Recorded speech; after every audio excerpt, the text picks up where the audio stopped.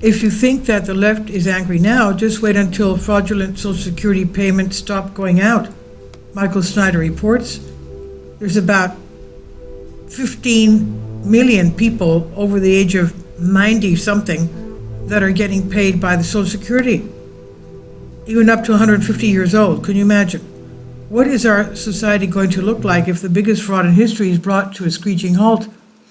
Elon Musk and his Doge team have been taking a meat axe to federal agency after federal agency, but Social Security is the big kahuna.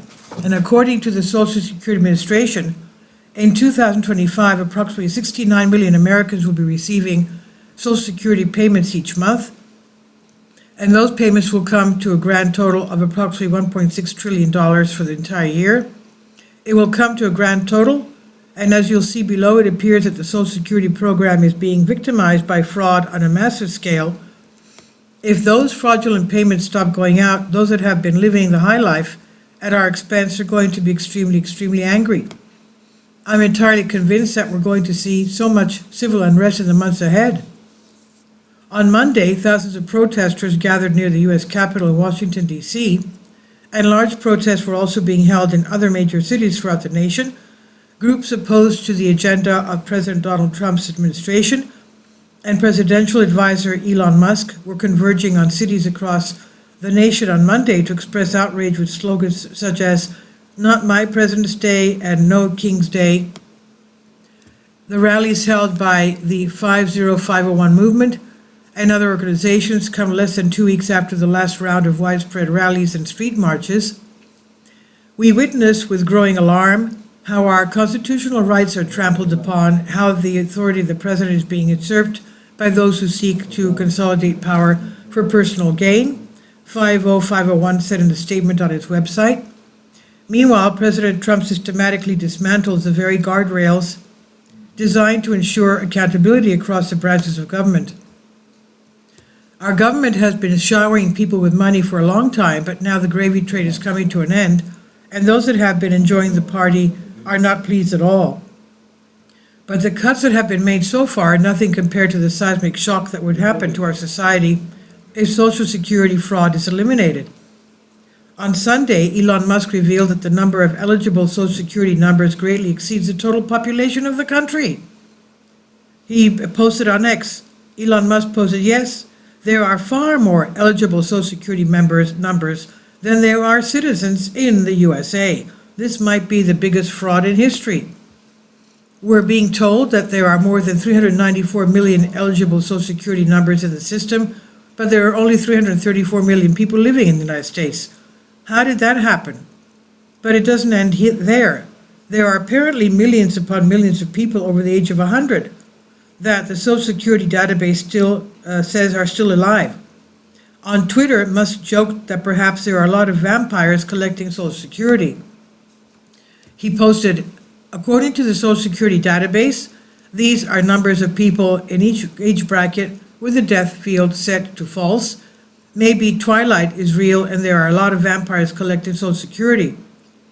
Musk also posted a chart that shows how many eligible Social Security numbers exist for each age group. From 0 to 9, it's over 38.8 million. 10 to 19 is 44.3 million. 20 to 29 is 47.9 million. 30 to 39 is 52 million. 40 to 49 is 47.6 million. 50 to 59 is 45.7 million. 60 to 69 is 46.3 million. 70 to 79 is 33 million. 80 to 89 is 15.1 million. 90 to 99 is 6 million. 100 to 109 is 4.7 million. 110 to 119 is 3.6 million. 120 to 129 years of age is 3.5 million. 130 years of age to 139, if you can believe this, is almost 4 million. 140 years of age to 149 is 3.5 million. 150 years of age to 159 years of age is 1.3 million. 160 years of age to 169 is 121,000. 170 years of age to 179 is 6,000. 180 to 189 years of age is 695. 190 to 199 years of age is 448. 200 years of age to 209 is 879. 210 to 219 is 866. 220 to 229 years of age is 1,039. And 240 years of age to 249 is 1. And 360 to 361 years of age is 1. I mean, what are we going before the American Revolution here? According to this chart, somewhere around 20 million Americans that are 100 years of age or older are alive and eligible to receive Social Security benefits. But the U.S. Census Bureau says that only about 101,000 Americans are 100 years of age or older. As of 2024, the Census Bureau estimates that approximately 101,000 Americans are aged 100 and older, representing about 0.03% of the total U.S. population, according to the Pew Research Center. Individuals aged 110 and above are referred to as supercentenarians, a subgroup that is exceedingly rare. As of February 2025, the Gerontology Research Group reported that 136 Americans belong to this category. Currently, the oldest living American is Naomi Whitehead, born on September 26, 1910 in Georgia, making her 114 years old. The longest living person in U.S. history is Sarah Knaus, who lived to be 119 years old and 97 days, passing away December 30th, 1999. Needless to say, something clearly does not add up, and Stephen Miller has told Fox News that foreign nationals have been using fake Social Security numbers to steal billions of dollars in Social Security benefits. But of course, it's not just foreign nationals who have been doing this. If the full extent of the fraud is uncovered, it will shake this nation to the core.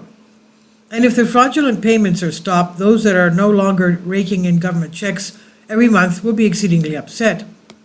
Meanwhile, Elon Musk and his Doge team continue to uncover shocking things in other government agencies as well.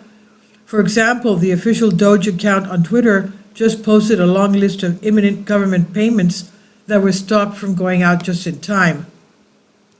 10 million for Mozambique voluntary medical male circumcision, 9.7 million for U.S. Berkeley to develop cohort of Cambodian youth with enterprise-driven skills, 2.3 million for strengthening independent voices in Cambodia, 32 million for Prague Civil Society Center, 40 million for Gender Equality and Women Empowerment Hub, 14 million for improving public procurement in Serbia, 486 million to the Consortium of Elections and Political Process Strengthening, including 22 million for inclusive and participatory political process in Moldova, and 21 million for voter turnout in India, 29 million for strengthening political landscape in Bangladesh, 20 million for fiscal federalism in Nepal, 19 million for biodiversity conversation in Nepal, 1.5 million for voter confidence in Liberia, 14 million for social cohesion in Mali,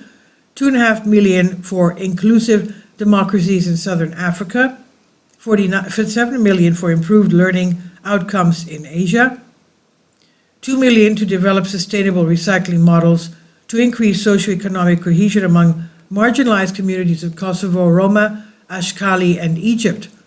On one level, you've got to be in awe of the scale of the waste that was going on under the Biden administration. They were recklessly spraying millions upon millions of our tax dollars all over the globe, and much of that money was being spent on some of the stupidest things imaginable. And here in the U.S., hundreds of millions of our tax dollars were being spent on DEI programs, but now Dodge is relentlessly canceling those contracts. In just 48 hours, the Department of Government Efficiency, DOGE, slashed a whopping $370 million in taxpayer dollars being spent on diversity, equity, and inclusion, DEI, the Department of Education. DOGE, the newly formed department led by Elon Musk to purge spending by the federal government, revealed on a post on X that they terminated 70 DEI training grants within the department, and according to DOGE, the grants totaled $373 million. The Department of Education was basically one gigantic cesspool of waste. Thankfully, changes in the air. Things are changing at the CDC too. Now that RFK Jr. has been confirmed as HHS Secretary, is quickly shedding staff. Robert Kennedy Jr. slashed staffing at the Center for Disease Control in his new role as health chief, expanding the purge of government departments conducted by President Trump and Elon Musk. The newly confirmed Secretary of Health and Human Services for President Donald Trump fired nearly half of the vaunted team of disease detectives during his first day on the job, setting the scene for a slimming down department moving forward. Our federal government is being turned upside down. The left is desperate to stop what's happening. At this point, at least 74 separate federal lawsuits have been filed to stop what President Trump and Elon Musk are trying to do. In nearly 1 month since President Donald Trump's return to the White House, at least 74 lawsuits have been filed in federal courts against his administration wave of executive actions. As of Monday, judges have temporarily paused 18 of these measures. During his time in the White House, Joe Biden appointed 228 judges to the federal courts, and the left is counting on those judges to slow down President Trump and Elon Musk. But so much damage has already been done. With each passing day, the left is getting even angrier. The protests that we've seen so far are just the tip of the iceberg. If Trump and Musk are able to successfully execute a hardcore crackdown on fraudulent payments, I'm expecting there will be an extreme chaos in our streets. Billions upon billions of dollars are at stake, and it shall be fascinating to see how all of this plays out. And this is by Michael Snyder on the Economic Collapse blog. Please leave your comments, and thank you for your support. This is by Michael Snyder, and about the author. Michael Snyder's new book entitled Why is available on paperback and for Kindle on Amazon. He's also written 8 other books that are available on Amazon, including Chaos, End Times, 7-Year Apocalypse, Lost Prophecies of the Future of America, The Beginning of the End, and Living a Life That Really Matters. When you purchase any of Michael's books, you help to support the work that he's doing. You can also get his articles by email as soon as he publishes them by subscribing to his Substack newsletter. Michael has published thousands of articles on the Economic Collapse blog, End of the American Dream, and the most important news, and he's always freely and happily allowed others to republish those articles on their own websites. These are such troubled times and people need hope. John 3:16 tells us about the hope that God has given us through Jesus Christ. For God so loved the world that he gave his only begotten Son, that whosoever believeth in him should not perish but have everlasting life. If you have not already done so, we strongly urge you to invite Jesus Christ to be your Lord and Savior today. Please support my Patreon account. The daily posts are 5 videos daily, and they are totally different from what I have on my YouTube channel. Thank you so much for your support and that you find all my content so interesting. You'll find the Patreon account details in the description box below.